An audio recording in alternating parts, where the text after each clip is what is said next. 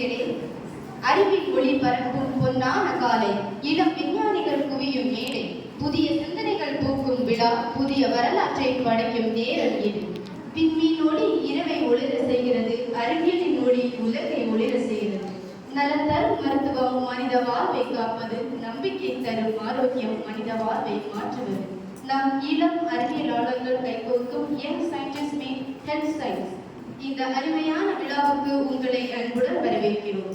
தாய் இல்லாமல் பிள்ளைகள் இல்லை, தமிழ் இல்லாமல் தமிழன் இல்லை, தமிழ் தாய் வாழ்த்தில்லாமல் விழா முழுமை இல்லை. நாம் ஒவ்வொரு நிகழ்ச்சிக்கும் புனித தொடக்கம் தமிழ் தாய் வாழ்த்து. தொடர்ந்து தமிழ் தாய் வாழ்த்தை பாட வருகிறார்கள் NCA பணியாளர்கள். அவர்களை அன்புடன் மேடைக்கு அழைக்கிறோம்.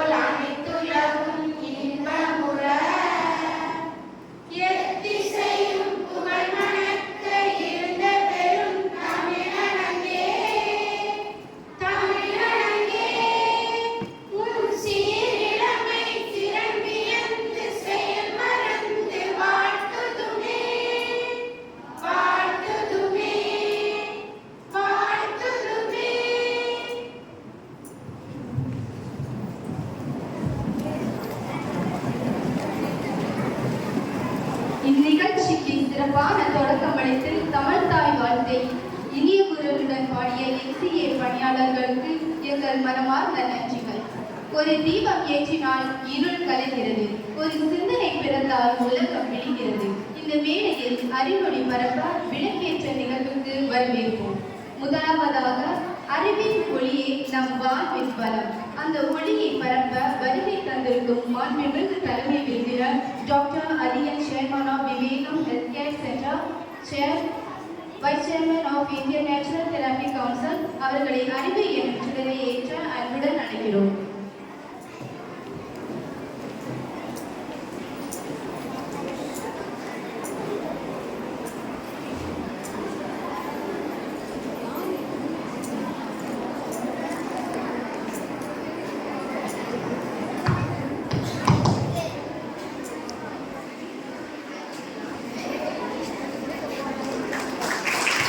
தொடர்ந்து தமிழும் மண்ணை தாங்கிக் கொள்வது தன்னையே அர்ப்பணித்த தியாகம்.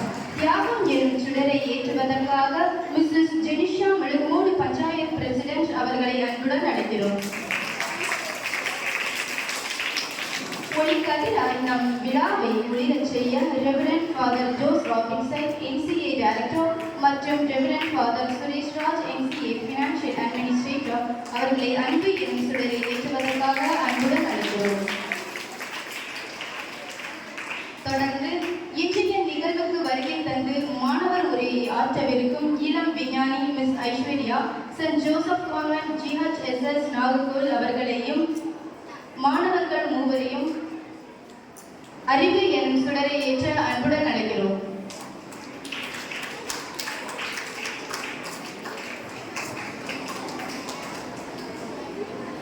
தொடர்ந்து கடின உழைப்பு எனும் சுடரை ஏற்றுவதற்காக NCA ஆசிரியர்களை அன்போடு அழைக்கிறோம்.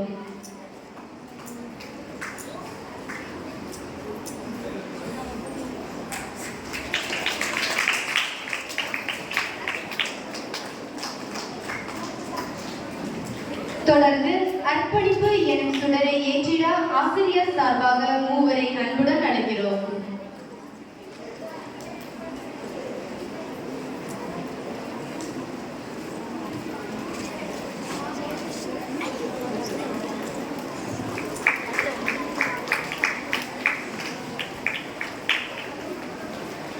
தொடர்ந்து அரைவடிப்பு எனும் சுடரை ஏற்றிட பெற்றோர் சார்பாக மூவரை அன்புடன் அழைக்கிறோம்.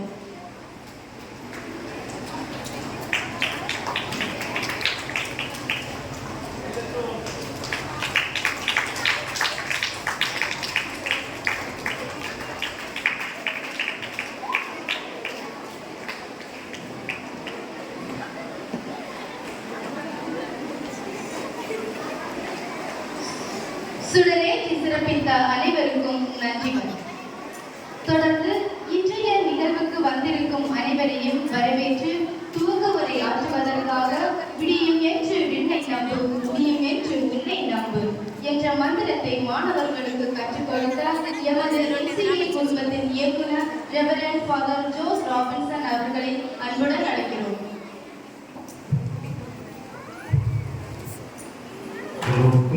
மீண்டும் ஒரு முறை அன்பான காலை வணக்கத்தை உரித்தாக்கிக் கொள்கின்றேன். வழக்கம் போல நான் வரவேற்குன்னே உங்களை மழை வரவேற்றது. மழையை ஒரு பொருட்டாக இல்லாமல் லட்சியத்தை பொருட்டாக கொண்டு இங்கே வருகை தந்திருக்கக்கூடிய இளம் விஞ்ஞானிகளை, மழலை விஞ்ஞானிகளை, உங்கள் அத்தனை பேரையும் வரவேற்பதிலே மட்டற்ற மகிழ்ச்சி அடைகின்றேன். இந்த நிகழ்வுக்கு சிறப்பு விருந்தினராக வருகை தந்து இந்த நிகழ்வை தொடங்கி வைத்து உங்களுக்கு தமிழ் மருத்துவம் பற்றி கருத்துரை வழங்க வருகை தந்திருக்கின்றவர்கள் டாக்டர் அதியன் அவர்கள். அவர்கள் இந்திய இயற்கை மருத்துவத்துறையினுடைய இணை இயக்குநராகவும், விவேகம் ஹெல்த் கேர் சென்டர் என்ற ஒரு அமைப்பினுடைய நிறுவனர் மற்றும் வழிகாட்டியாகவும் இருந்து அரும்பெரும் மருத்துவ பணி செய்து கொண்டிருக்கின்றார்கள். இயலாதவர்களுக்கு இலவசமாகவும் இயற்கை மருத்துவ அறிவுரை மற்றும் மருத்துவம் வழங்கி இந்த குமரி மண்ணிலே மருத்துவ புரட்சி செய்து கொண்டிருக்கின்றார்கள். இப்படிப்பட்ட மாமனிதர்களை நாம் காண்பதே அரிது. இளம் விஞ்ஞானிகளை நீங்கள் கொடுத்து வைத்தவர்கள். அந்த விதத்திலே இப்படிப்பட்ட ஒரு மாபெரும் ஆளுமையை என்று சந்தித்து அவரை பற்றி அறிய போகிறீர்கள். அதான் அவர்களை கரவொலி இசைத்து இந்த நிகழ்வுக்கு வருக வருகவென வரவேற்றுக் கொள்கின்றோம். அவர்களுக்கு நம்முடைய நிதி பரிதாளர் தந்தை அவர்கள் பொன்னாடை போர்த்தி நினைவு பரிசு வழங்குவார்கள்.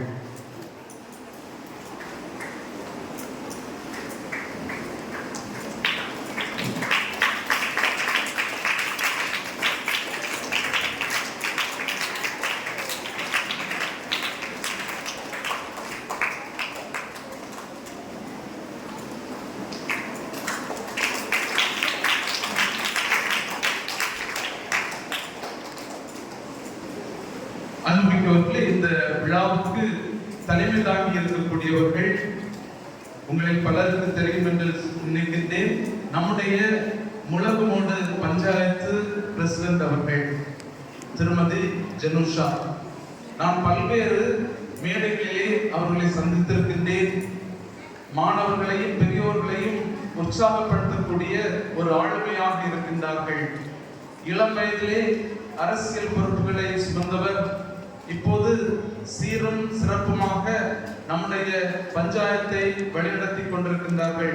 உங்களுக்கு தெரியும், தொடர்ந்து இந்த நிகழ்வுக்கு வருகிறவர்களுக்கு தெரியும் எப்படி இந்த பகுதி அழுக்காக இருந்தது, இப்போது எவ்வளவு சுத்தமாக இருக்கிறது என்று. இன்னும் பல்வேறு விதங்களிலே இந்த முழக்குமோடு பஞ்சாயத்தை ஒரு மாதிரி பஞ்சாயத்தாக மாற்றி அமைத்துக் கொண்டிருக்கின்றார்கள். அன்னார் அவர்களை பாராட்டி இந்த நிகழ்வுக்கு கரவொலி இசைத்து வரவேற்கின்றோம். நம்முடைய அலுவலக ஒருங்கிணைப்பாளர் செல்வி பியூலா அவர்கள் பொன்னாடை போர்த்தி நினைவு பரிசு வழங்குவார்கள்.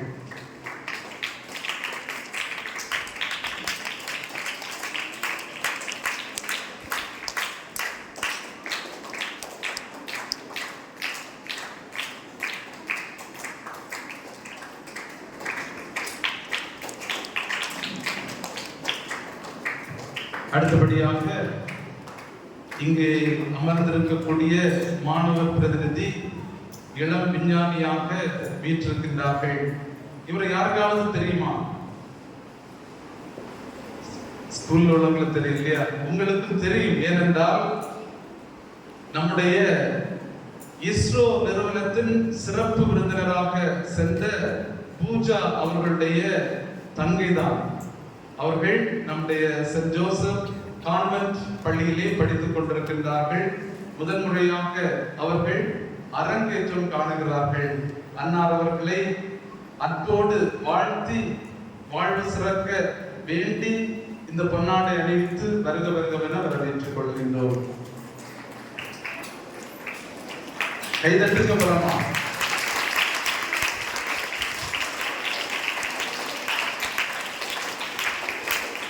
அடுத்தபடியாக இந்த நிகழ்வுக்கு பின்புலமாக இருந்து எல்லாவற்றையும் சீரும் சிறப்புமாக ஒருங்கிணைத்துக் கொண்டிருக்கக்கூடியவர் தந்தை சுரேஷ் ராஜ் அவர்கள். எந்த நேரத்திலும் அவர் பின்புலத்தில் தான் இருப்பார். இந்த நிகழ்வுக்கும் வருகை தந்து நம்மை உற்சாகப்படுத்திக் கொண்டிருக்கின்றார். அன்னார் அவர்களை பொன்னாடை போர்த்தி இந்த நிகழ்வுக்கு அன்போடு கரவொலி செய்து வரவேற்கின்றோம்.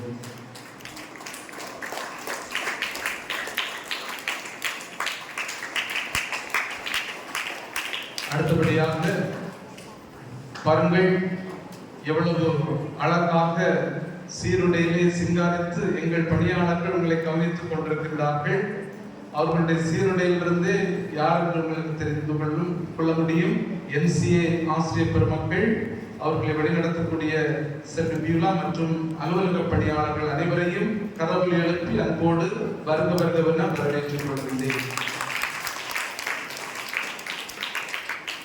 அடுத்தபடியாக அன்பு பிள்ளைகளே, உங்களை இந்த மழை நாளிலும் ஈர நாள் என்று பாராமல் வீர நினைவுகளோடு அனுப்பி வைத்திருக்கக்கூடிய உங்களை பெற்றோர் ஒரு சிலர் வருகை தந்திருக்கின்றீர்கள். பாராட்டி வருக வருகவென வரவேற்றுக் கொள்ளுகின்றேன்.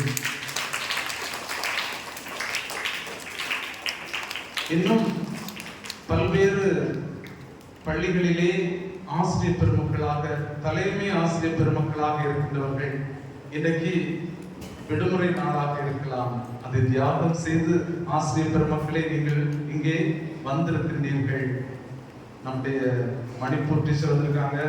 Teacher, cordially we welcome you. அவங்களுக்கு தமிழ் தெரியாது இன்னும், but she understands your spirit. So she has come from our ICSC, St. Mary's ICSC முழக்கமோடு அவர்களையும் சிறப்பான முறையிலே வருக வருகவென வரவேற்றுக் கொள்கின்றோம். Madam, please get up and give a shake. Okay. நல்ல ஒரு கைதட்டி கொடுப்போம். மணிப்பூர்ல இருந்து வந்திருக்காங்க பாருங்க. Okay, very good. அடுத்தபடியாக அன்பு இளம் விஞ்ஞானிகளே, மழலை விஞ்ஞானிகளே, உங்களை நான் அன்போடு வரவேற்க வேண்டும். நீங்கள் கவனிங்க அன்பு பிள்ளைகளே, இது பேச வேண்டிய நேரம் அல்ல, இது நீங்கள் கவனிக்க வேண்டிய நேரம். எனக்கு தெரியும் அந்த ஸ்ட்ரிப் கொஞ்சம் பேசிட்டு இருக்காங்க, பார்த்துக்கோங்க. சரியா? அவங்க புதுசுன்னு நினைக்கிறேன். பழைய மாணவ மாணவிகள் பேசவே மாட்டாங்க. பாருங்க எவ்வளவு கரெக்டா உற்சாகமா கவனிச்சுட்டு இருக்காங்க. சரியா? ப்ளீஸ். ஏன்னா இப்படிப்பட்ட நாட்கள் உங்களுக்கு கிடைக்காது. இன்றைக்கு நாங்க வளர்ந்துருக்கோம்னா நிறைய இந்த வாய்ப்புகளை பயன்படுத்திக்கிறோம். Make use of every opportunity you get. அதான் நாம சொல்ல வரக்கூடியது. சரியா? சோ இந்த நாளிலே மழை என்றும் பாராமல் உற்சாகத்தோடு வருகை தந்திருக்கக்கூடிய உங்கள் அத்தனை பேரையும் வருக வருகவென வரவேற்றுக் கொள்கின்றேன்.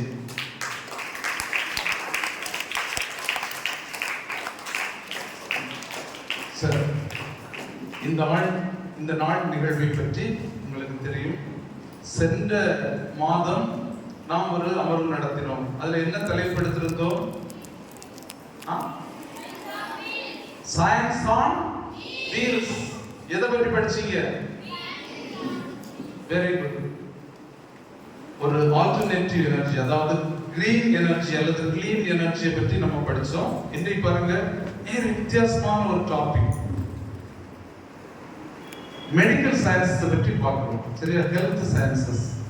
நிறைய பேர் மருத்துவர் ஆகணும் அப்படி அல்லது மருத்துவ துறைக்கு போனவங்கள எண்ணத்தோட இருப்பீங்க, எனக்கு தெரியும். I know there are many budding doctors, physicians, cardiologists, pediatricians நிறைய இருக்கீங்க. நீங்க தெரிஞ்சுக்க வேண்டிய விஷயங்கள் மருத்துவ துறையில, அதில் குறிப்பா பாரம்பரிய தமிழ் மருத்துவ முறையில மற்றும் ஆயுஷ் என்று சொல்லக்கூடிய இந்திய மருத்துவ துறைகள்ல என்னெல்லாம் இருக்கு அப்படி நம்ம பார்க்க போறோம். டாக்டர் வந்து தமிழ் மருத்துவ பற்றி பேசுவாங்க. அப்புறம் டாக்டர் ஸ்டான்லி தாமஸ் வந்து சித்தா பற்றி பேசுவாங்க, அது ஐஸ்கிரீம் பிரேக்கு. அப்புறம் டாக்டர் ஜெயின் வந்து ஹோமியோபதி பற்றி பேசுவாங்க, பிராக்டிக்கலா பேசுவாங்க. மதியம் நம்முடைய Saint Xavier's multi speciality hospital doctors வந்து உங்களுக்கு அலோபதி பற்றி பேசுவாங்க, அவங்களும் பிராக்டிக்கலா தான் பேசுவாங்க. ஃபார் எக்ஸாம்பிள் எப்படி ஒரு ஆம்புலன்ஸ் ஃபங்க்ஷனிங் இருக்கும், இந்த மாதிரிப்பட்ட காரியங்கள். தென் இயற்கை நேச்சுரோபதி பற்றி சிஹெச்டிபி ஷீப்பா பேசுவாங்க. ஓகேயா?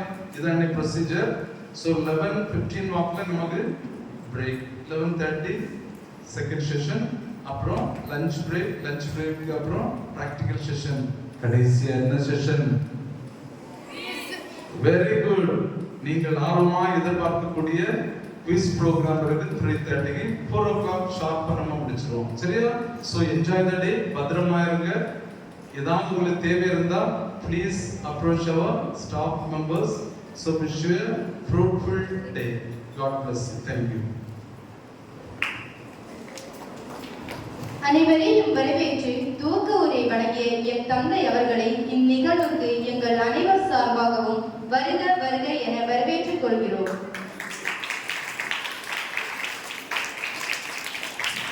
அறிவின் விதைகள் சிறு வயதிலேயே விதைக்கப்படுகின்றன. ஆர்வமும் உழைப்பும் அதனை வளர்க்கின்றன.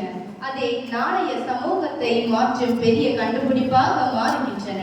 இந்த அழகான நாளில் நாம் யங் சயின்டிஸ்ட் என்கின்ற பெருமையை தாங்கி நிற்கும் மாணவி Saint Joseph convent GHSS Nagercoil பள்ளியை சேர்ந்த இளம் தீபம் மிஸ் ஐஸ்வர்யா அவர்களை அவரது சிந்தனைகள், கனவுகள், ஊக்க வார்த்தைகளை பகிர்ந்து கொள்ள அன்புடன் அழைக்கிறோம்.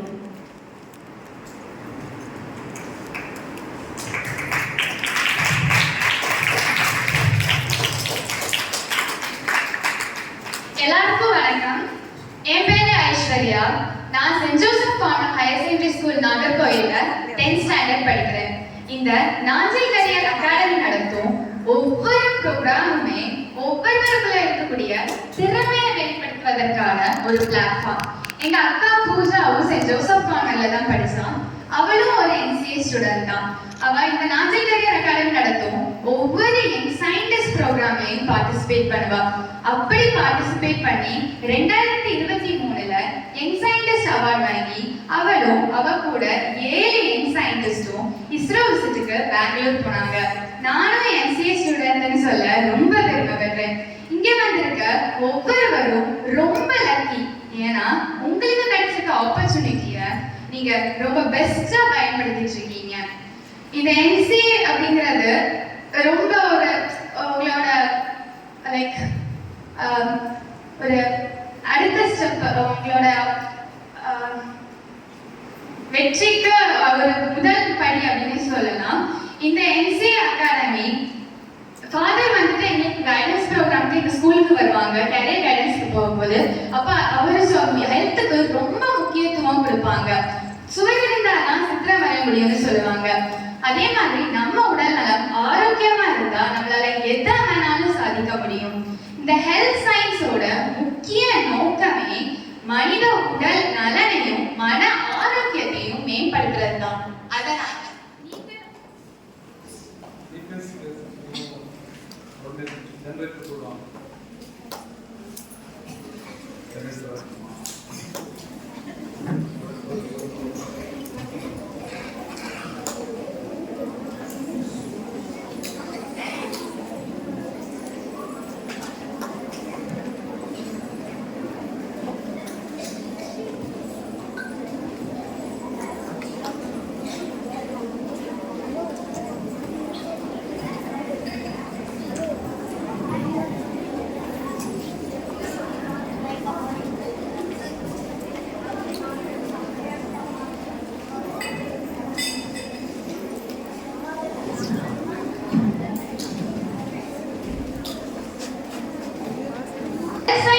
தொடங்குனதோட முக்கிய நோக்கமே மனித உடல் நலனையும் மன ஆரோக்கியத்தையும் மேம்படுத்துறது தான். அதனால நீங்களும் ஹெல்த் சயின்ஸை பத்தி நிறைய தெரிஞ்சுக்கிட்டு உங்க லட்சியத்தை நோக்கி அடையுங்க. விடியும் என்று விண்ணை நம்பு, முடியும் என்று உன்னை நம்பு என்ற தாரக மந்திரத்தோடு விடைபெறுவது உங்கள் ஐஸ்வர்யா. நன்றி. வாழ்ந்தேன் என்பதற்கான சாட்சியை பதிவு செய்யுங்கள் என்ற அழகான கருத்துக்களை பதிவு செய்த மிஸ் ஐஸ்வர்யா அவர்களுக்கு நன்றிகள். தடம் பதித்தவன் நடப்பவன் மனிதன், தடம் பதித்து நடப்பவன் மாமனிதன். தொடர்ந்து இன்றைய இளம் விஞ்ஞானி குழுவை தம் வருகையால் சிறப்பு செய்து மெருகூட்டி அமர்ந்திருக்கும் மிஸ்ஸஸ் ஜெனிஷா முழங்குமூடு பஞ்சாயத் பிரசிடென்ட் அவர்களை அன்புடன் அழைக்கிறோம்.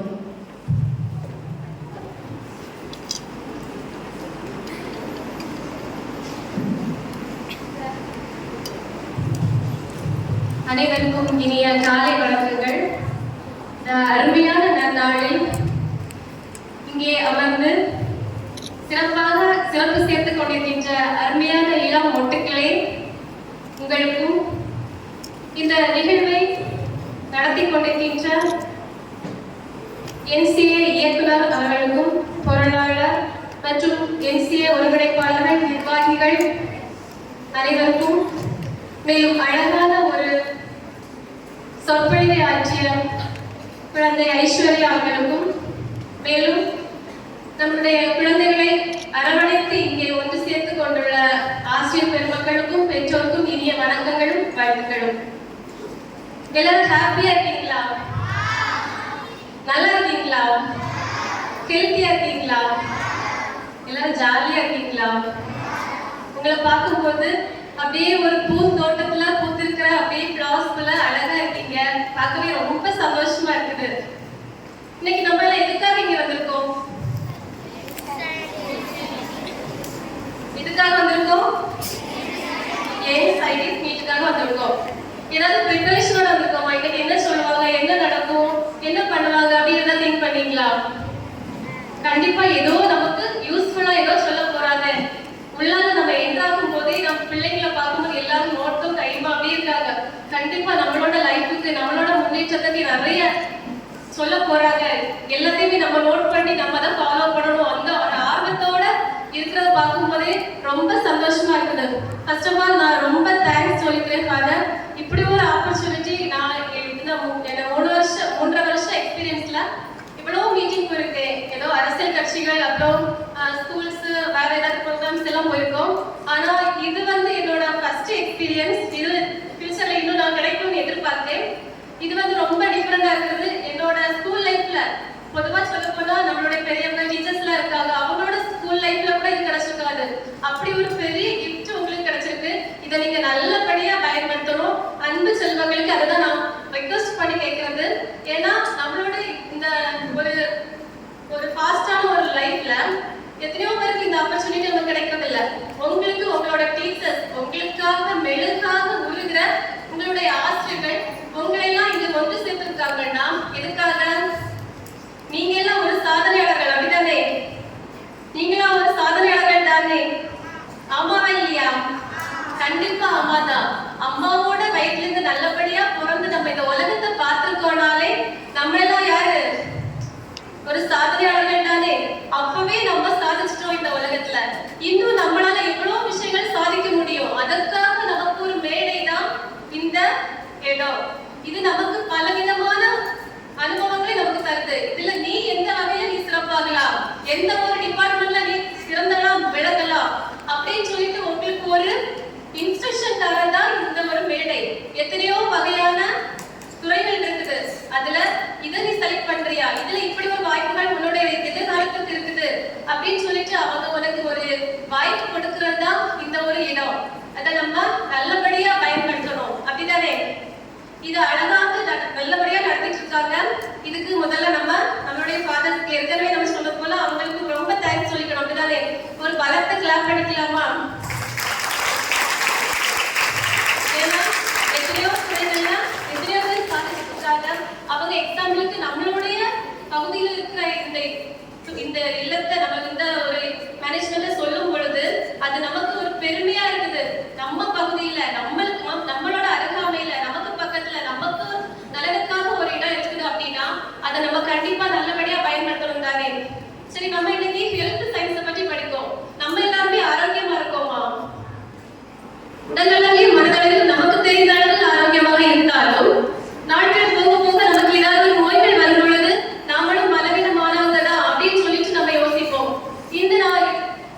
ஆக்சுவலி நான் திடீர்னு ஹெல்த் சயின்ஸ் எல்லாம் எடு அப்படின்னு சொல்லிட்டு நம்ம சும்மா யோசிக்கும் போது இவ்வளவு நாள் நம்ம ஒரு அவசரமான ஒரு லைஃப்ல போயிட்டு இருப்போம். திடீர்னு நம்ம நம்மளோட ஹெல்த் அப்படின்னு சொல்லிட்டு நம்ம திங்க் பண்ணும் பொழுது நம்ம அதுல ஜீரோவா தான் இருக்கும். எந்த ஒரு உணவு பழக்க வழக்கங்களும் நம்ம கரெக்டா பின்பற்றாம நம்மளுடைய வாழ்க்கை நாம் வாழ்றது இருக்கிறதுக்காக நலமா வாழ்றதுக்காகத்தான். அந்த ஒரு நலத்தை கூட நாம யோசிக்காம வாழ்ந்துட்டு இருக்கோமா இந்த சமூகத்துல அப்படின்னு உள்ள ஒரு காலகட்டத்துல தான் போயிட்டு இருக்கோம். நம்ம பல வகையான மருத்துவ முறைகள் இருக்குது. அலோபதி, நேச்சுரோபதி, ஹோமியோபதி அப்படின்னு சொல்லிட்டே போகலாம். எல்லா மருந்துக்கும் ஒரே ஒரு தீர்வு தான். என்னது? நம்மளோட ஃபுட் ஹேபிட் தானே. யாருக்கெல்லாம் சிப்ஸ் ரொம்ப பிடிக்கும்? கை தூக்குங்க. Very good. நிறைய பேருக்கு பிடிக்குது. ஆனா சிப்ஸ் எல்லாம் நம்ம சாப்பிடலாமா? Hands down. சாப்பிடலாமா? நம்ம எல்லாருமே சொல்றாங்க அது ஃபாஸ்ட் ஃபுட், அன்ஹெல்தி ஃபுட் அப்படின்னு. ஆனா நமக்கு ஏன் பிடிக்குது? அதை தான் சாப்பிடுறோம். அதனால நமக்கு எவ்வளவு பக்க விளைவுகள் வருது எதையுமே நம்ம யோசிக்கிறது இல்ல. ஒரு காலத்துல நமக்கு நோய்கள் முற்றி நமக்கு ஏதாவது ஒரு பக்க விளைவுகள் வரும் பொழுதுதான் நம்ம இதை எடுத்துக்காம இருந்தா நல்லா இருக்குமே. ஆனா அதற்கான மருந்துகள் எல்லாம் நம்ம கரெக்டா சாப்பிடுவோம். ஆனா அந்த உணவு பழக்க வழக்கங்களை நம்ம மாற்றுவதற்கு முன் வருவதே இல்லை.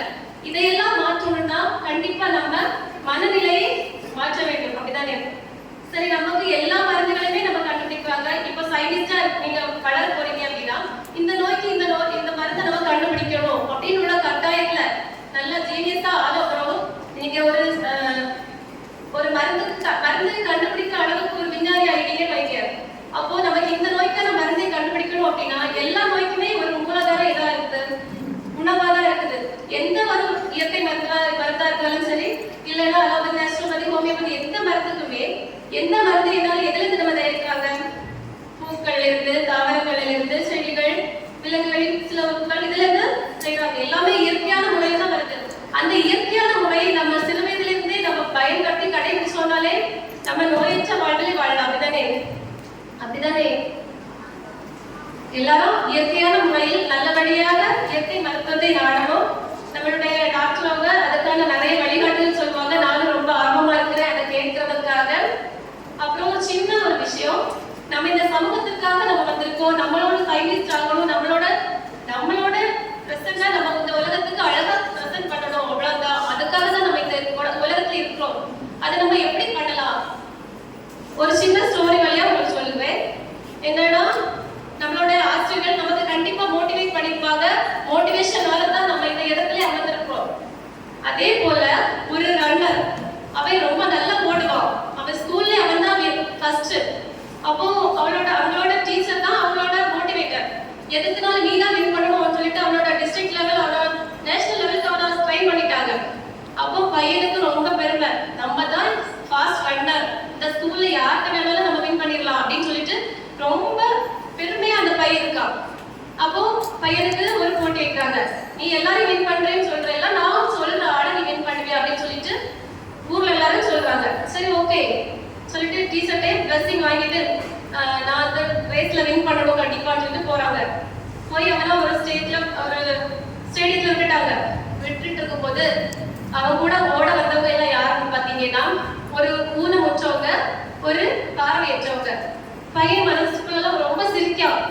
இவங்க கூட தானே நான் ஓடணும், இது நான் எப்பவே ஓடி நான் வின் பண்ணிடுவேன் அப்படின்னு சொல்லிட்டு ரொம்ப சிரிச்சிட்டு சரி ஓகே ரன்னிங் ரேஸ் ஸ்டார்ட் ஆயிடுச்சு 1 2 3 அப்படின்னு சொல்லிட்டு விசில் ஊதிட்டாங்க. பையன் ஸ்பீடா போய் எண்ட் லைனை டச் பண்ணிட்டான். திரும்பி பார்க்க யாருமே கிளாப் பண்ணல. டீச்சரை பார்க்கறான், அப்படியே புரிஞ்சிருக்காங்க டீச்சர். நீங்க எல்லாருமே நான் வின் பண்ணுவேன், எல்லாரும் என்ன பெருமையா பாராட்டுவாங்கன்னு சொன்னீங்க, எல்லாருமே என்ன பார்த்து ஏளனமா பாக்குறாங்க அப்படின்னு சொல்லிட்டு டீச்சர் பார்த்து கேட்கிறான். அப்போ இந்த சமூகத்துல நீ இருக்கிறேன்னா நீ மட்டும் சாதிக்கிறதுக்காக இல்ல, இந்த சமூகத்தையும் உன் பின்னால கொண்டு போகணும், அவங்களுக்கு ஒரு சிறந்த இடத்தை காட்டணும், அதற்காகத்தான் இந்த சமூகத்துல உருவாக்கப்பட்டிருக்க அப்படின்னு சொல்லிட்டு அவனுக்கு புரிய வைக்கிறாங்க. அதுக்கப்புறம் திரும்பி வந்து அந்த பார்வையற்றவரையும் அந்த ஊனமுற்றவரையும் அவன் கூட்டிட்டு போய் எங்களை என்ன டச் பண்ண வைக்கிறான். ஊரே அவனை பாராட்டுறாங்க. இதுதான் லைஃப். நான் மட்டும் வின் பண்ண முடியாது, நம்மால இந்த சமூகத்துக்கு எத்தனை பேரை நம்ம சாதனையாளர்களாக ஆக்க முடியும், அதற்காக கொடுக்கப்பட்டதான் இந்த மேடை, இந்த இடம் உங்களுக்காக. நீங்க ஒரு சிறந்த சாதனையாளராக மாற வேண்டும் என்று வாழ்த்தி வாய்ப்புக்கு நன்றி கூறி விடைபெறுகிறேன். நன்றி. தோல்வி வந்தால் தளராதே, அதுதான் வெற்றிக்கான திறவுகோல் என்று மிக ஆழமான கருத்துக்களை மாணவர்களுக்கு தூண்டி தலைமையுரையாற்றி மிஸ்ஸஸ் ஜெனிஷா அவர்களுக்கு எங்களின் நெஞ்சார்ந்த நன்றிகள். முயற்சி செய்பவன் தோல்வி அடையலாம், ஆனால் முயற்சிக்காதவன் வெற்றி காண முடியாது. இன்றைய உழைப்பு நாளைய உயர்வு. தொடர்ந்து சிறப்புரை வழங்க doctor Ariyan, chairman of Vivekam health care centre, vice chairman of Indian natural therapy council அவர்களை அன்புடன் அழைக்கிறோம்.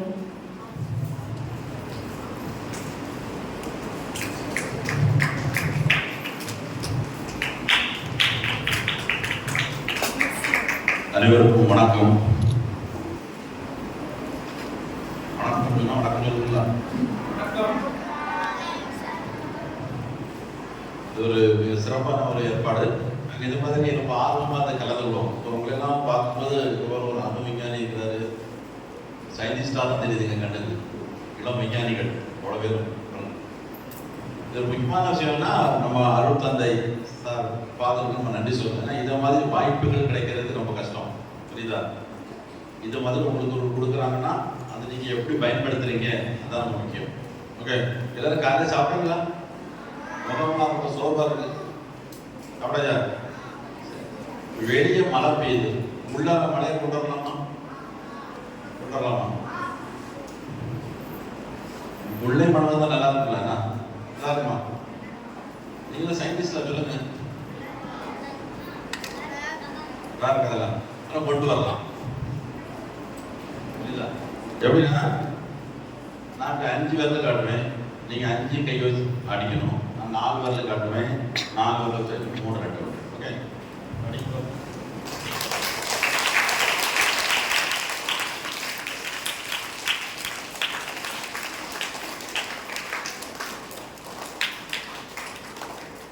மழை நின்றுட்டா உள்ள வந்து மழை வந்து போயிட்டு. ஓகே, மழை பார்த்தீங்களா? சரி, இன்னொரு ட்ரை பண்ணுவோம். என்ன நினைங்க, மழை நல்லா பெய்யுது.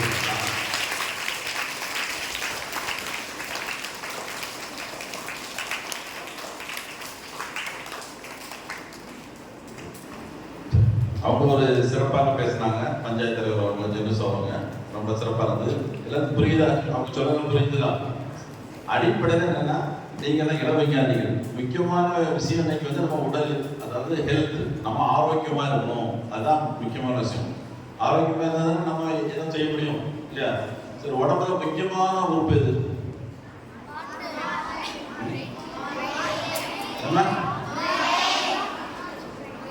எல்லாமே முக்கியமானதுதான். ரொம்ப முக்கியமானதுன்னா நம்ம எலும்பும் சதைகளும். இப்போ உடம்புல எலும்பே இல்லை, நீங்க எப்படி இருப்பீங்க? கற்பனை பண்ணி பாருங்க. உங்களுக்கு பையில போட்டு கொண்டு வந்துடுவாங்க அப்படி இல்லையா? உருண்டுருங்களா? இப்போ எல்லாமே தேவைதான், புரியுதா? இப்போ உடம்புக்கு எல்லா உறுப்புகளும் தேவைதான். முக்கியமா எலும்பும் சதைகளும் ரொம்ப முக்கியம் தானே? அப்பதான் நம்ம இருக்கும்போது எப்படி இருக்கும்னா நம்ம வந்து உட்காரணும், புரியுதா? இப்போ எல்லாரும் இருக்கணும் இருக்கணும். தமிழ்ல அஸ்தி கட்டு, நம்ம அதில் தான் எல்லாமே இணைக்கப்பட்டு, நம்மளுடைய எலும்புல தான் எல்லாமே இணைக்கப்பட்டு, புரியுதா? இப்போ நம்ம வந்து எலும்பு சதை இது நல்லா இருக்கும். இப்போ நம்ம ஆரோக்கியமான உணவுகளும் நம்ம முக்கியம் இல்லையா? இன்னைக்கு ஒரு பிரச்சனையே என்னன்னா, ஒன்று உங்க கையில் மொபைல் ஃபோனு, இன்னொன்று டிவி இல்லையா?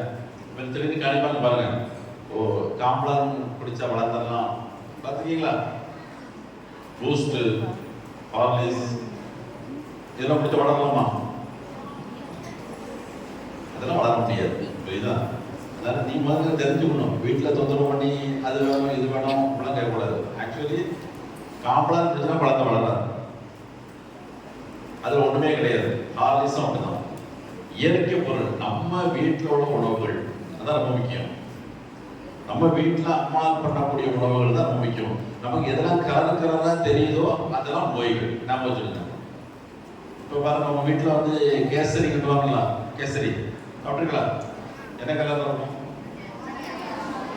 ஆரஞ்சு கலர் இருக்கும், மஞ்சள் கலர். இப்போ ரவை வெள்ளை, சீனி வெள்ளை, கேசரி சிவப்பா இருக்கு. அதான் புற்றுநோய். இதுதான் நம்ம கலர் கலராக தெரியறது தான் புற்றுநோய். அப்போ வெள்ளையாக இருந்து சாப்பிட முடியாதா? சாப்பிடலாம்ல, விளையாண்டு சாப்பிடலாம்ல, சாப்பிடலாம், அதெல்லாம் பிரச்சனை இல்லை. இதுதான் இந்த ஒரு அடிப்படையான சிந்தனை தான் நம்ம உடல் பார்த்துக்கணும். அது மாதிரி நீங்க போவீங்க, கடைகளை போவீங்க, கலர் கலரா தெரியும், லேஸ் போட்டிருப்பாங்க, குறுக்குறு போட்டிருப்பாங்க, பார்த்தீங்களா? அதில் காற்று தான் அதிகமாக இருக்கும். அதில் பயன்படுத்தி நீங்க வந்து ஒரு லேஸோ குறுக்குறா சாப்பிடும்போது உப்பு சுவை தெரியுதா? உப்பு தெரியுதா? ஆனால் அது உப்பு கிடையாது. நம்ம வீட்டில் பயன்படுத்தக்கூடிய உப்பு கிடையாது. அது என்ன உப்பு? மோனோசால்ட் அது பேர். அது வந்து பாக்கெட்ல காற்றோடு இருக்கும்போது வந்து நீர்த்தன்மையில வராது. சரி, அது அதிகமாக சாப்பிட்டா என்ன செய்யும்? உடல் புண்ணு கழுவும். இப்போ பாருங்க, ரொம்ப பேர் அடிக்கடி சீன் போட்டுருவாங்க லீவு. ஸோ உடம்பு சரியில்லை, தலைவலிக்கு, கால் வலிக்கு. சின்ன பிள்ளைங்க அப்படி சொல்றாங்க. என்ன விஷயம்? நம்மளுடைய உணவு தான் நம்மளுடைய ஆரோக்கியம் வந்து கெடுது. அப்போ அதுக்கான காரணங்கள் என்னன்னு பார்த்தா நம்மளுடைய உணவு. ஃபர்ஸ்ட் நம்ம உணவு, புரியுதா? இப்போ உணவுன்னு சொல்லும்போது பழைய காலத்தில் இருக்கலாம் 6 சுவைகள் இருக்கணும். ஒரு உணவில் என்ன இருக்கணும்?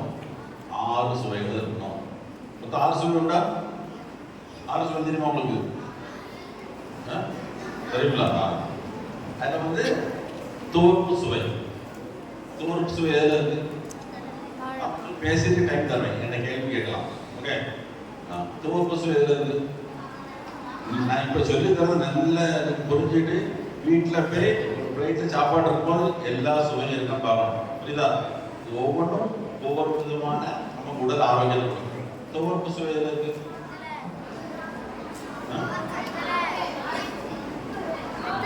உப்பு துவர்ப்பா? ஆரோக்கியவா? ஆரோக்கியம் கசலாமா? சரி, இனிமேல் நீங்க மைண்ட் வச்சு எப்படி கண்டுபிடிக்கிறதுன்னு சொல்லி தரேன். எந்த பொருட்கள் இளம் சிவப்பா இருக்கும், இளம் சிவப்பு நிறம் உள்ளதான் துவர்ப்பு சுவை, புரியுதா? வாழைப்பூ இருக்கலாம், வாழைப்பூ தெரியுங்களா? வாழைப்பூ என்னது? துவர்ப்பு சுவை. இந்த சுவையை நீங்க படிக்கிறாலே நமக்கு நல்ல 6 சுவைகளும் நம்ம கரெக்டா எடுத்தா நம்மளுடைய புத்தி கூர்மை நல்லா இருக்கும், புரியுதா? அப்போ துவர்ப்பு சுவையோட என்ன கலர்ல இருக்கும்? இளம் சிவப்பு நிறத்துல இருக்கும். இன்னொரு விஷயம் எப்படி நீங்க ஞாபகம் வச்சுக்கலாம், ஒட்டும் தன்மையா இருக்கும். நீங்க அதை பிடிச்சி பார்த்தீங்கன்னா ஒட்டும். அது கீரை, சில கீரைகள்லாம் ஒட்டும். சிறுகீரை, அருகீரை. நீங்க தாய்மார்கள் இருக்காங்க, அவங்க நம்ம ஆளுநர் நீங்கள் மெயின் வச்சிருக்காங்க. அப்போ அது வந்து ஒட்டும் சுவை, ஒட்டும் தன்மை இருக்கும், துவர்ப்பு சுவை இருக்கும். இதெல்லாம் என்னதான் துவர்ப்பு சுவை. இதுல நீங்க பார்க்கணும், ஏதாவது காய்கறிகள் இருக்கும் ஒட்டுதா, இல்லை நம்ம வெட்டும் போது கையில ஒட்டுதா, இதெல்லாம் துவர்ப்பு சுவை. ஓகே, இது ரொம்ப முக்கியம் உடம்புக்கு. துவர்ப்பு அப்படின்னா ரத்தம். நம்ம உடம்புல ரத்தம் கரெக்டா இருக்கணும்னா, ஹீமோகுளோபின் கரெக்டா இருக்கணும்னா, நம்ம 13 பாயிண்ட் இருக்கணும், 8 பாயிண்ட் இருக்கணும். இருந்தா நமக்கு நல்ல ஞாபக சக்தி இருக்கும். ஞாபக சக்தி சில பேர் சொல்லுவாங்க, சார் எனக்கு எத்தனை தடவை படிச்சாலும் மறந்து சொல்றாங்களா? சில பேர் ஒருக்கம் படிச்சாருங்க. அடிப்படையான காரணம் இரும்பு சத்து உடம்புக்கு தேவை. இரும்பு சத்து இருந்தா ஞாபக சக்தி வரும், புரியுதா? அப்போ உங்க சாப்பாட்டுல என்ன இருக்கணும்? துவர்ப்பு சுவை இருக்கணும். அதுக்கு ஃபார்முலா உங்களுக்கு சொல்லி தரேன். அது என்ன ஃபார்முலா தமிழ் மருத்துவம் சொல்லுதுன்னா, ஒரு கூட்டுக்குள் ஒரு விதை சதையுடன் ஒட்டாமல் இருந்தால் துவர்ப்பு சுவை. ஒரு கூட்டுக்குள் ஒரு விதை சதையுடன் ஒட்டாமல் இருந்தால் துவர்ப்பு சுவை. எடுத்துக்காட்டுக்கு பார்த்தீங்கன்னா கடுக்காய் சொல்லுவாங்க. கடுக்காய் எப்படி பாருங்க, ஒரு விதை இருக்கும், ஒட்டாது. கடுக்காய், தாண்டிக்காய், அந்த சதையுடன் ஒட்டாமல் இருக்கும் முடிஞ்ச அளவு. இதெல்லாம் துவர்ப்பு சுவை. அதான் பார்க்கலாம், புரியுதா? அப்புறம் வந்து உப்பு சுவை இருக்கணும். உப்பு தேவை தானே நமக்கு? உப்பு தேவை தானே? அதுவும் ஞாபக சக்திக்கு பயன்படும். உப்பு சுவை இருக்குன்னா எப்படி கண்டுபிடிக்கிறது? நீங்க ஒரு காய்கறியோ ஒரு பொருளை பார்க்குறீங்க, உப்பு சுவை என்ன பொருளை எப்படி கண்டுபிடிக்கிறது? அது ஒரு பார்க்கலாம். எதெல்லாம் உடையதோ அதெல்லாம் உப்பு, இதுதான் உடையின் தன்மை உள்ளதெல்லாம். பிடித்தால் நீர் வரும். நான் சொன்னேன், வாழைப்பூ துவர்ப்பு சுவை, வாழைத்தண்டு உப்பு சுவை, ஒரே மரம் தான். அது பிடித்தா நீர் வருதா? வருதா? அது கிறிஸ்டல் பார்க்கலாம். அப்படி பார்த்தா வெங்காயம் இருக்குல்ல, அது என்ன சுவை? உப்பு சுவை. பிடிச்ச நீர் வருதா? வருதுடா? அது உப்பு சுவை. கிறிஸ்டல் பார்க்கலாம் இது. அப்ப நீங்க இந்த மாதிரி கண்டுபிடிக்கலாம். துவர்ப்புனா மட்டும் தன்மையில சிவப்பு நிறம், உப்பு சரி உடையும் தன்மை, புளிந்தால் நீர் வரும். இதுக்கு ஃபார்முலா சொல்றாங்க. என்ன ஃபார்முலான்னா, ஒரு கூட்டுக்குள் பல விதைகள் சண்டையில ஒட்டாமல் இருக்கும். ஏதாவது சொல்லுங்க, காய்கறி பல விதைகள் இருக்கும், ஒட்டாமல் இருக்கும். வெண்டைக்காய் பல விதைகள் இருக்கா? ஒட்டுதா? பூசணிக்காய், புடலைக்காய், இதெல்லாம் என்னது? உப்பு சுவை. ஞாபகம் வச்சுக்கணும். நான் இப்போ உங்களுக்கு டைம்னால சுருக்கமாக சொல்லித்தாரேன். நீங்கள் போய் இன்னும் ஆய்வு பண்ணணும். நீங்களும் விஞ்ஞானிகள் தானே, இன்னும் என்னென்ன இருக்கு உப்பு சுவை அப்படி பண்ணணும். இன்னொரு விஷயம் பார்த்துட்டீங்கன்னா, இனிப்பு சுவை ஈஸியாக கண்டுபிடிக்கலாம். எதெல்லாம் அழுகுதோ அதெல்லாம் இனிப்பு சுவை. எதெல்லாம் அழுகக்கூடியது எல்லாமே பழங்களாக இருக்குது. எதுவாக இருந்தாலும் சரிதான், அது சிம்பிளாக கண்டுபிடிச்சாங்க. முக்கியமாக உடம்புக்கு தேவையான சுவை தான் கசப்பும் துவர்ப்பும். கசப்பு எதில் இருக்கும்? பாவக்காய். வேற அவ்வளோதானா?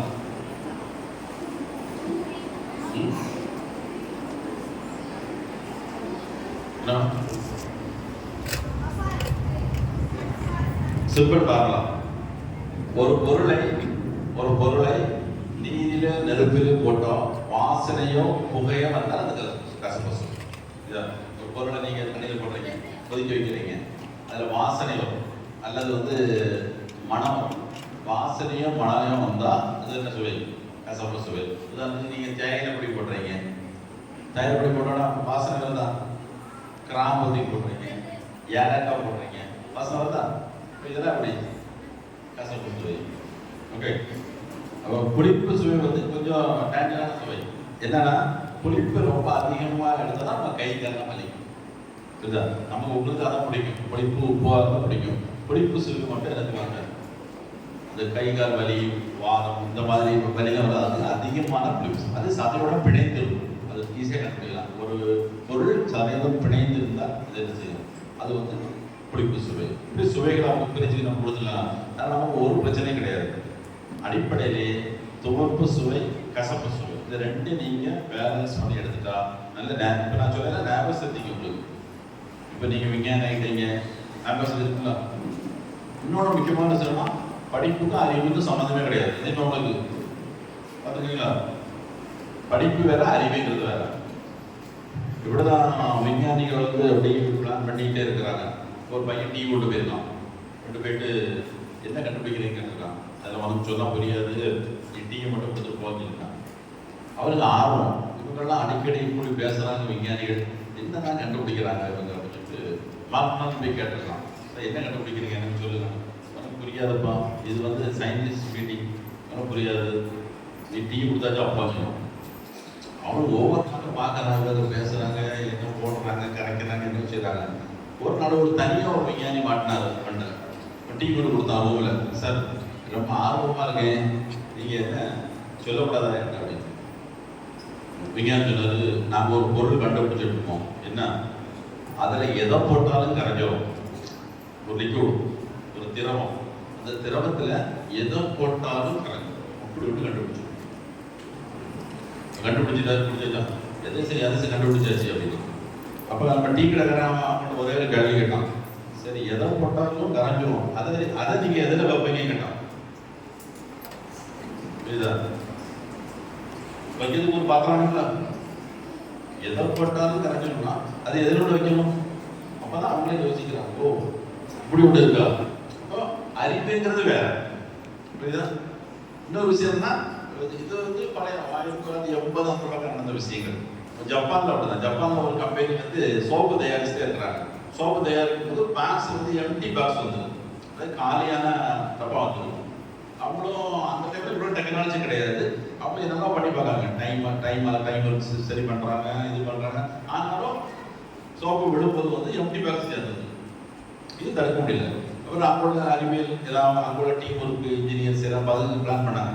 என்ன பண்ணலாம்? இப்படி எப்படி பார்த்தாலும் இப்போ இவங்க வேற வெளியே அனுப்புவாங்க. சோப்பு காலி பாக்ஸ் இருக்கும், பாம்பே இருக்கிற காலி பாக்ஸ் இருக்கு, ஃபுல்லாக சோப்பு நிறைய பண்ணி கொடுக்கலாம். அப்போ என்ன பண்ணலாம் அப்படின்னு பிளான் அவங்க ஒரு ஐடியா கிடைக்கல. சாதாரணமாக அந்த மிஷின் எல்லாம் கிளீன் பண்ண முடியும் கேட்டான். என்ன விஷயம்? இப்படி எம்டி பாக்ஸ் ஒரு பேசிட்டு இருக்கோம் நீங்கள். அப்போ அவங்க நான் ஒரு சின்ன ஐடியா தான் கேட்டான். சொல்லி என்ன பார்ப்போம் அப்படின்னா, ஒன்றும் வேண்டாம், அந்த சோப்பு இடத்துல ஃபேன் வச்சிருக்கேன் ஹை ஸ்பீடில். ஒரு ஃபேன் அந்த பக்கம் வச்சிருக்காங்க. அந்த டைம்ல ஃபேன் வந்து என்ன காலி பாக்ஸ் வெளியே போயிடும். புரியுதா? அதான் சொல்லுது படிப்புல அறிவு.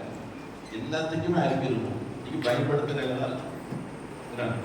இப்போ நீங்கள் வந்து ஊருக்கு போகணும், பஸ் ஸ்டாண்டு போகிறீங்க, போயிட்டு யோசிப்பீங்களா எந்த பஸ்ஸில் ஏறலாம், எந்த ஊருக்கு போகலாம் யோசிப்பீங்க இல்லையா?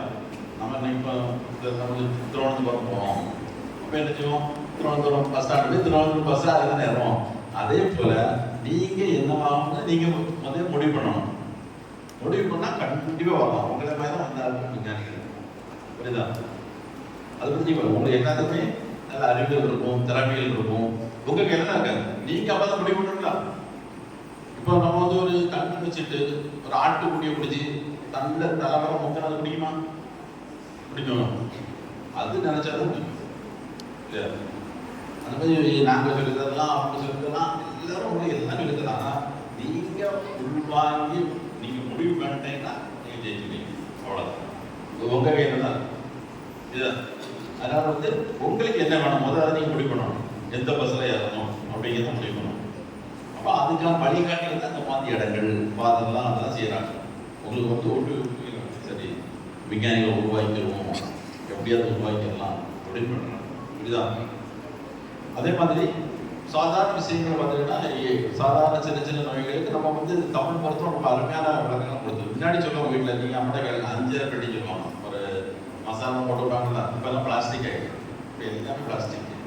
அதில் தான் எல்லாம் போடுவோம். நல்ல விளக்கு போட்டுருவாங்க, ஜீரகம் போட்டுருப்பாங்க, இது போட்டுருப்பாங்க, அங்கங்கே எடுத்து கொடுத்துருவாங்க.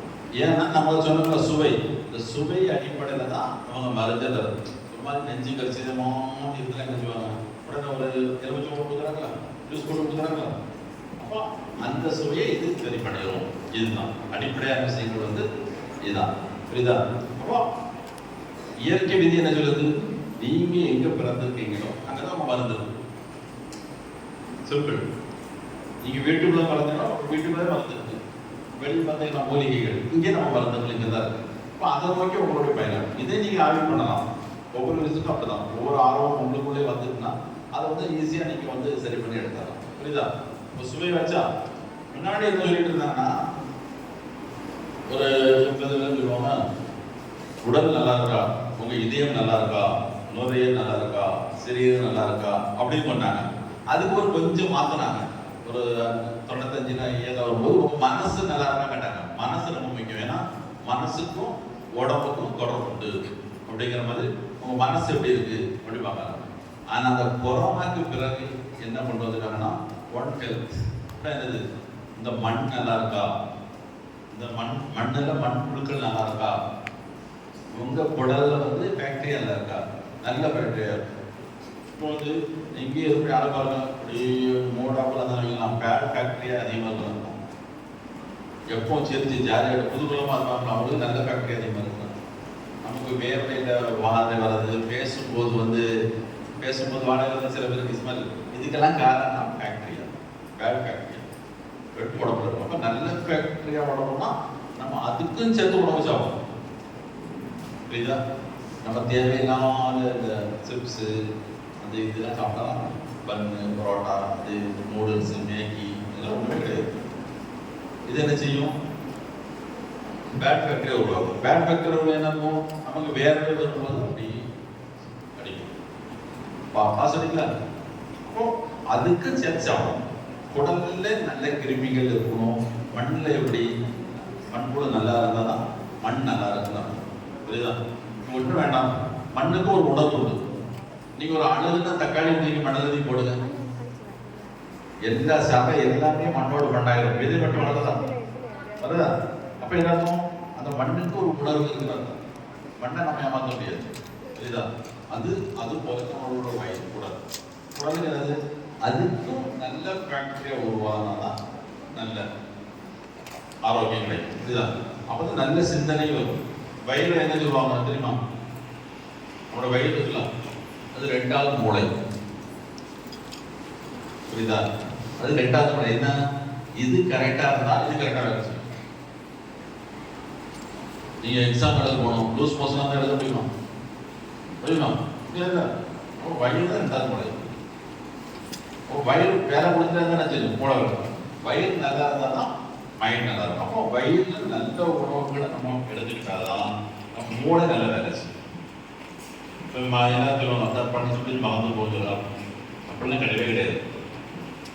இப்போ நான் இந்த ஸ்க்ரீனுக்கு பின்னாடி உங்களுக்கு பிடிச்ச ஒரு 10 பொருள் வைக்கிறாங்க. உங்களுக்கு என்னென்ன பிடிக்கும் ஒரு 10 பொருள் அந்த பக்கம் வச்சுட்டு யார் கரெக்டாக சொல்கிறாங்களோ அவங்களுக்கு அந்த பொருளை எடுத்துக்கலாம் அப்படின்னு சொல்லி ஒவ்வொரு நாள் மட்டும் சொல்லிடுவாங்க. ஏன் ஒரு விஷயம் நமக்கு தேவையான உள்ள நிற்கும், நமக்கு தேவை இருக்குது மைண்டில் நிற்கும். இப்போ உங்கள் அப்பாவோட மொபைல் நம்பர் உங்களுக்கு தெரியும், ஏன்னா தேவை. அதனால எனக்கு படித்தா மறந்து போகுது அப்படிலாம் கிடையாது. சில பேருக்கு என்னன்னா ஒருக்க படித்தா சில பேருக்கு ஒரு 10 தடவை முடியாது. இப்போ தமிழ் தான் வளர்த்து படிப்பாங்க. எல்லாம் பாட்டீங்களா? ஜனகணமன எல்லாம் தெரியுமா? ரிப்பீட்டேஷன் வருதா? கேட்டு கேட்டு வருதா? இதுதான். அப்போ உங்களுடைய அறிவுங்கிறது எல்லாத்துக்கும் இருக்கு, அதை பயன்படுத்தும். அப்படி இருக்கலாம். உங்கள்கிட்ட வந்து கேட்கலாம், உங்களுக்கு சொந்தமாக கார் இருக்கா? இருக்கு, அதை இல்லைன்னு சொல்லுவீங்க. உங்களுக்கு சொந்தமாக வீடு இருக்கா? இருக்கு, இல்லைன்னு சொல்லுவீங்க.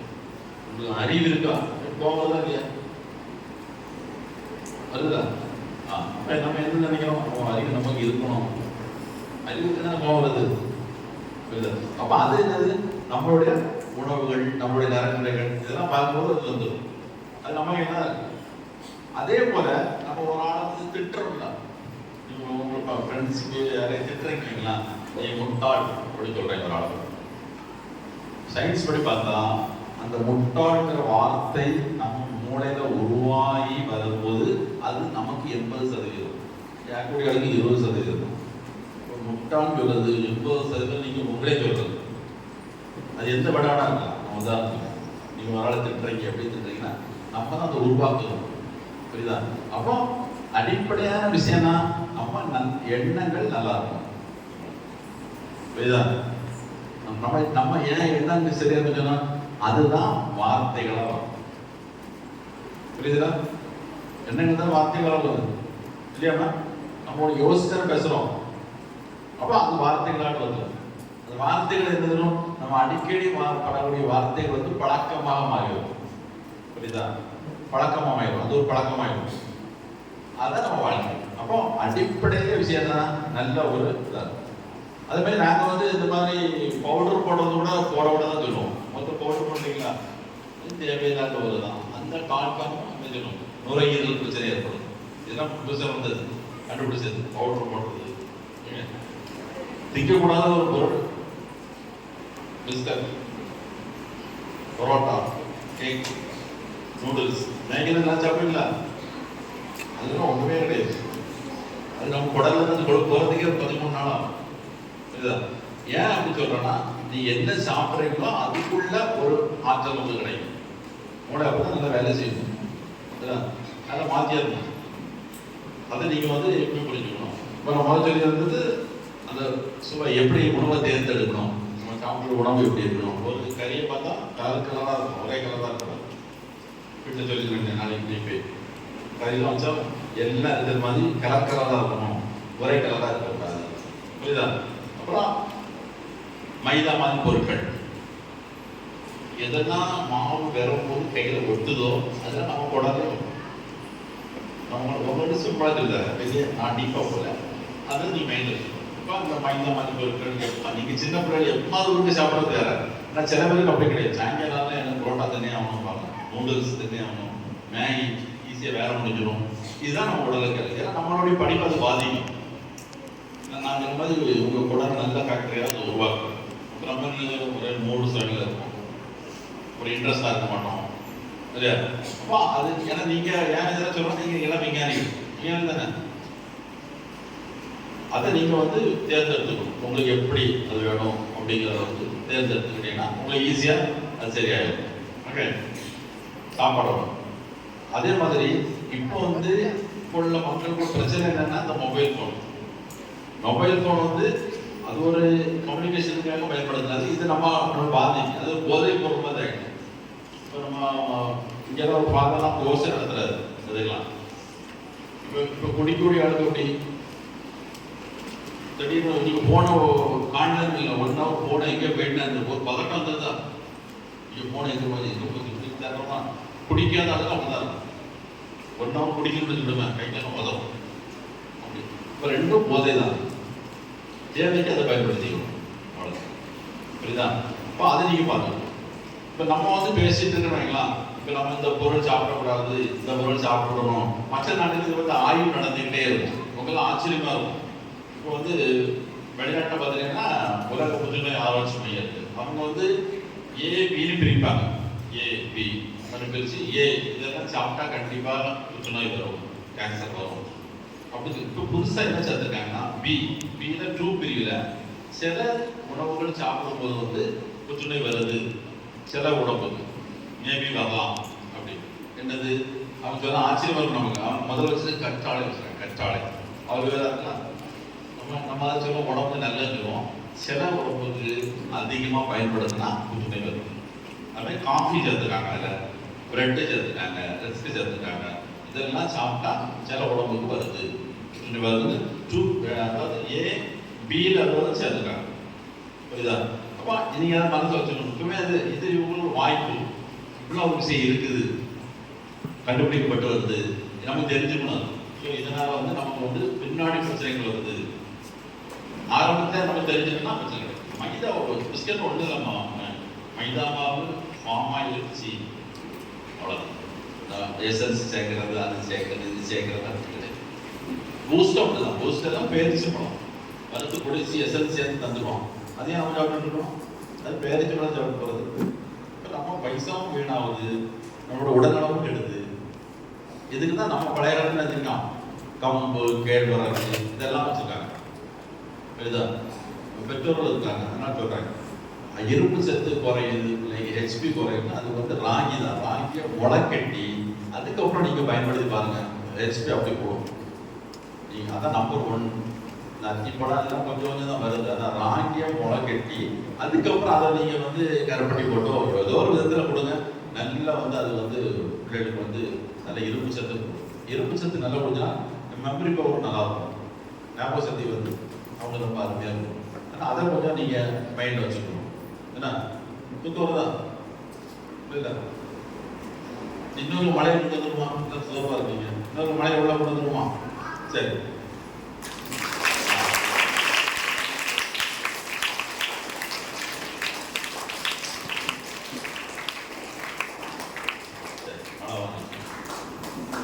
இருக்கீங்களா?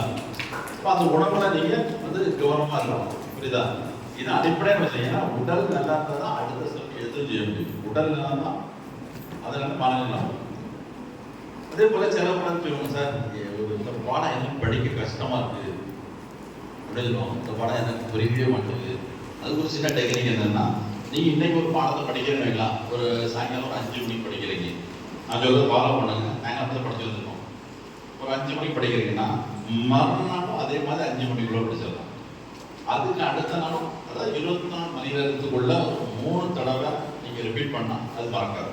தூக்கத்தில் சொல்லுவேன், ட்ரை பண்ணுங்க. ஏன்னா ஒரு சப்ஜெக்ட் உங்களுக்கு இப்போ எல்லாத்துக்கும் எல்லா சப்ஜெக்டும் நல்லா வராது, சில டிஃபிகல்ட்டாக இருக்கும். சயின்ஸ் ஏதோ ஒன்று பாடம் அதை எடுங்க, படிங்க.